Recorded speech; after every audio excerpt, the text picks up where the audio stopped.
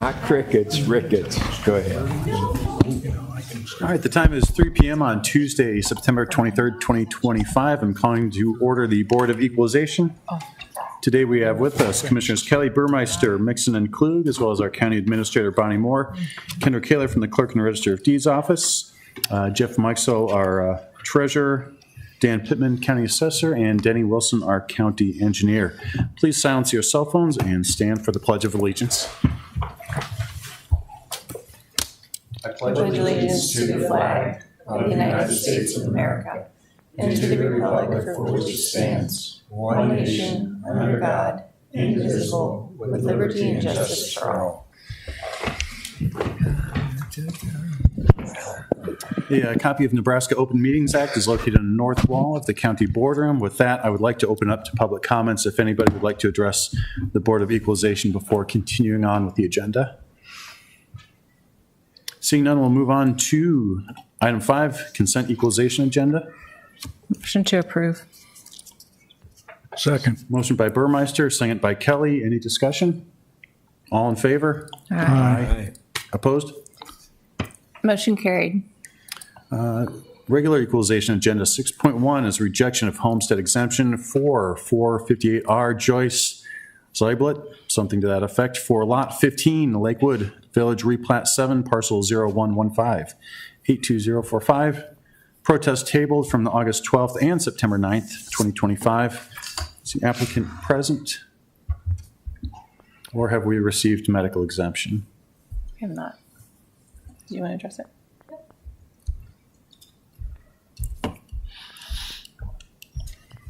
Kayla Starbuck, Deputy County Attorney. To my knowledge, the applicant called and said that she does not have the form.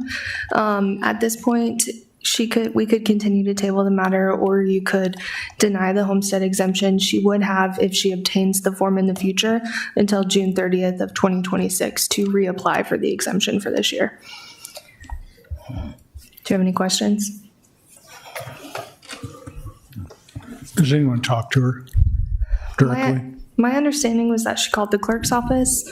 I didn't personally talk to her. It was actually via email, and she stated that she wasn't able to get a medical form. Not able? Not able. Okay. So she tried but was not able. Okay. All right. Then I'll make a motion to approve the assessor's recommendation. Second. Motion by Kelly, second by Mixon. Any discussion? All in favor? Aye. Opposed? Motion carried. There's no need for executive session this afternoon. With that, all agenda items having been addressed as published, the Board of Equalization is adjourned. All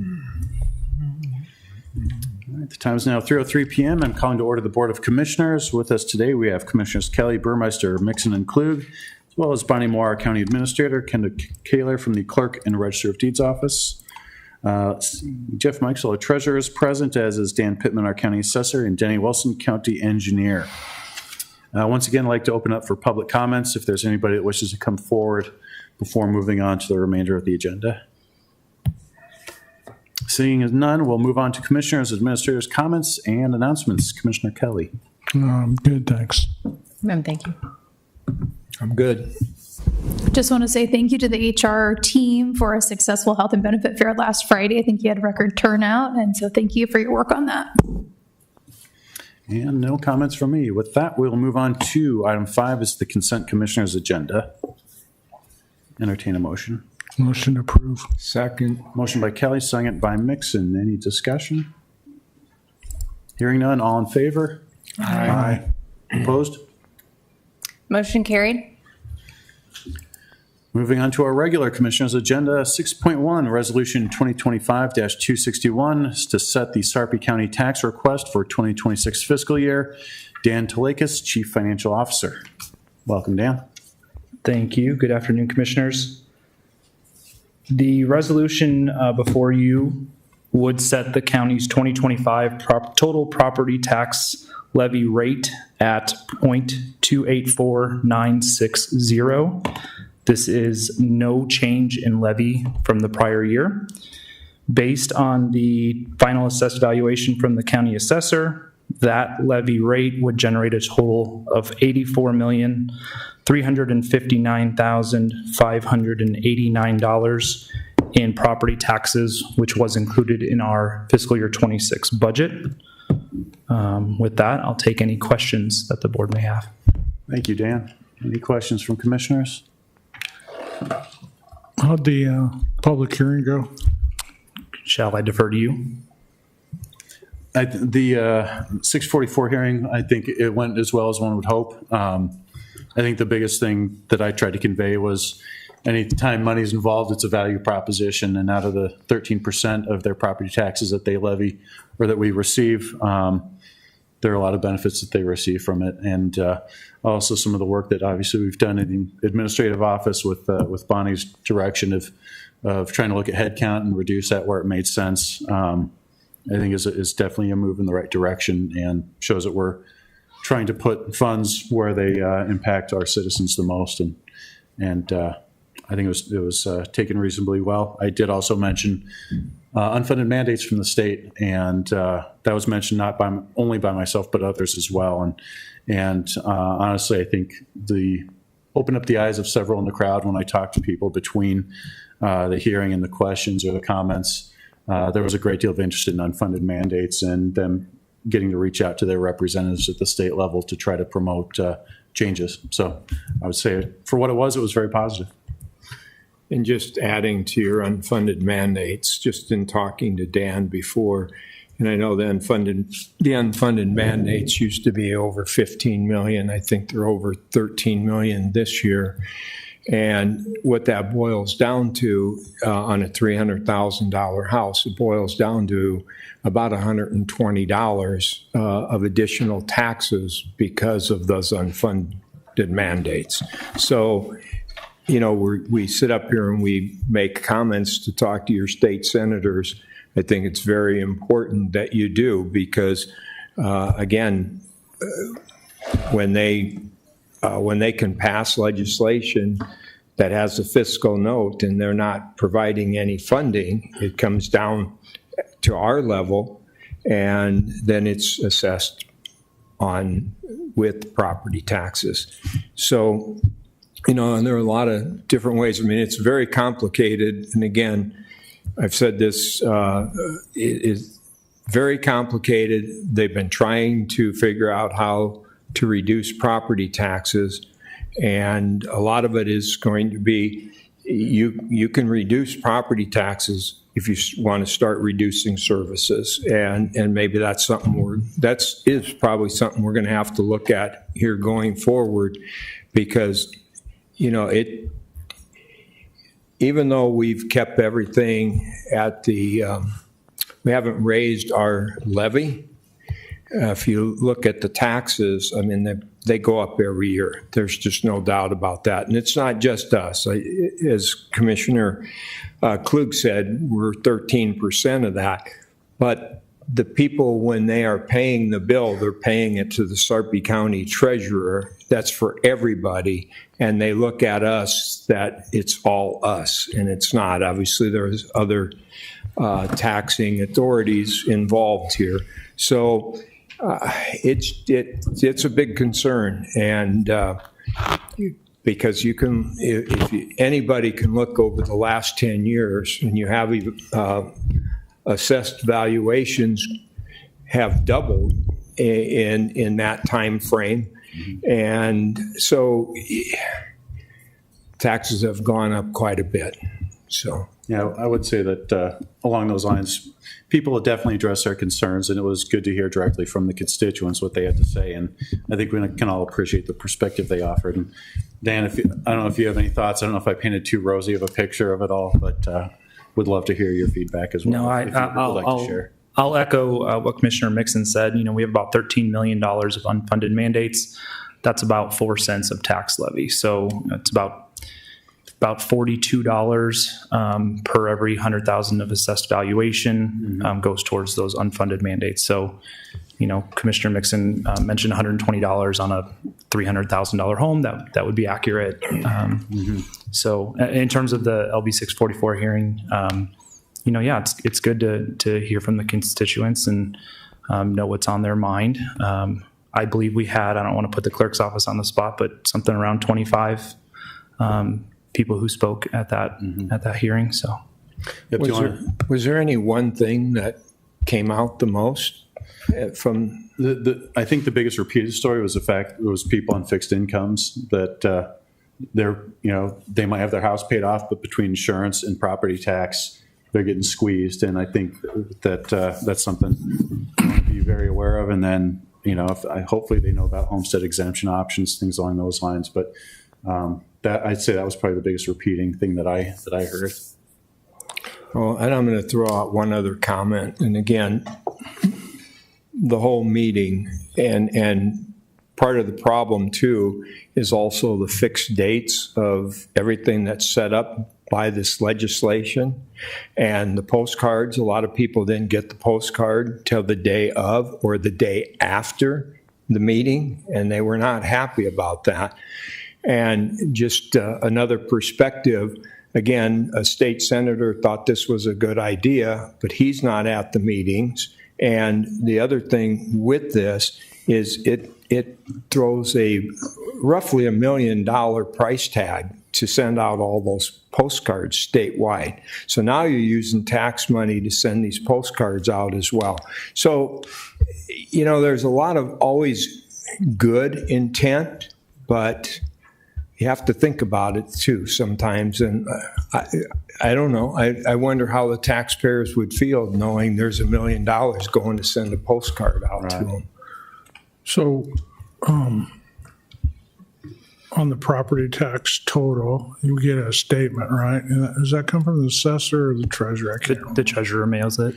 So it says, okay, here's what your property tax is, and then it breaks it down by political subdivision. Well, this year, we used to have to file for a tax credit on the property taxes we paid, to the percentage that went to Metropolitan Community College and our local public school. Now that's automatic, right? So that does that or does that not show up as a tax? I mean, shouldn't your taxes be lower? Your statement this year be lower than they were last year as a result? Yes, in fact, it should have been an impact on the last year's statement. You're correct. There's an itemized listing on that statement of taxes for each taxing entity, and then there is a separate line listed as the state school tax credit on your statement. So that reduces your overall tax bill, right? Because I went to a school advisory meeting last week for Millard Public Schools. And they said that, traditionally your property tax, 55%, give or take, depending on bond issues by district, went to public schools, to fund schools. But now with this automatic credit, it's more like 40%. So I was thinking about that and I go, well, that has to be an overall dollar decrease in what you paid in property. Now, true, your valuations go up. I get that. So you're going to have some kind of incremental raise, but I don't think you're going to see that increase this year, but perhaps you will next year now that we've normalized this thing called, the credit or what. I'm not quite sure how they're treating it. I think it's treated as a credit, isn't it? Credit. It's a credit, yeah. It should. I don't know the exact wording on the statement, but it should say school tax credit or something to that effect. But the total overall amount of property taxes owed is going to be some reduced number as a result of that, correct? Okay, that's what I was thinking. Yeah, I mean, we went to a Sarpy County Economic Development thing today, and Senator Arch, the speaker, gave a really most excellent presentation, I thought, about the finances at the state level and what they're grappling with, and the whole property tax. So when you start cutting property taxes and other taxes, you reduces the revenue, right?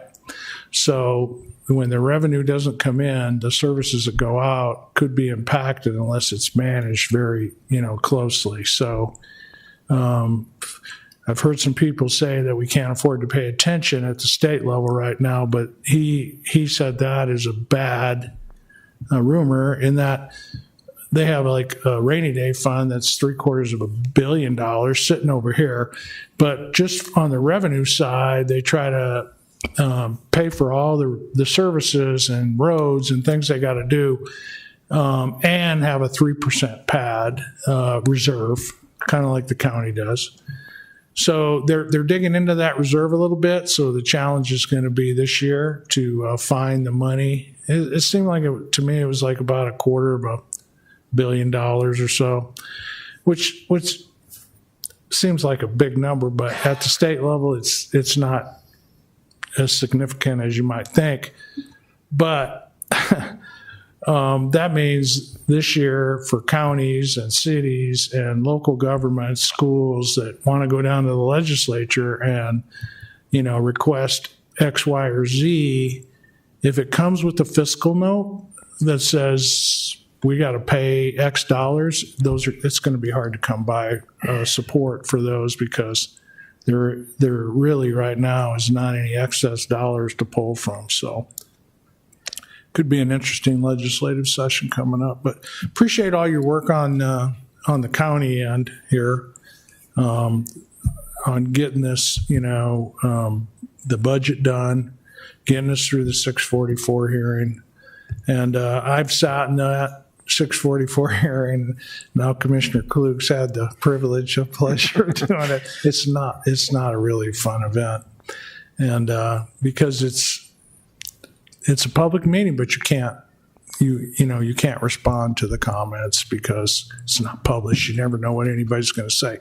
So I think it really creates a lot more animosity among the taxpayers because they have concerns, but they can't even be addressed in that meeting. You just sit there and have to listen to it, take copious notes, and circle back if you can to make sure their questions get answered. But anyways, appreciate all you did and getting Commissioner Klug ready and getting the county set up for a successful 2026. Thank you. Just a comment on that note of the 644 hearing. I talked to a couple of different constituents, and always the frustration is the timing.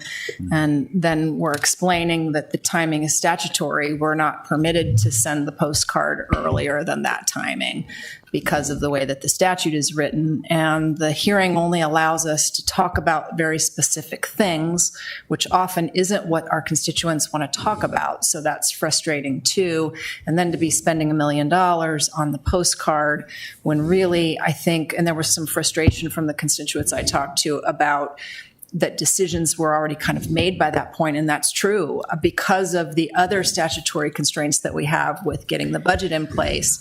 We've often voted on several things that are of interest to our constituents. So what I encourage people to do is if they want to give input on our budget, come to our budget meeting. I quite frankly think 644 doesn't meet the things that it was designed to meet, and that it's a lot of money to not give our constituents what they want. And it just causes a lot of frustration. But this board wants to hear from people and wants to be able to weigh those things. And also we're here to explain why we make the decisions that we do on those details in the budget.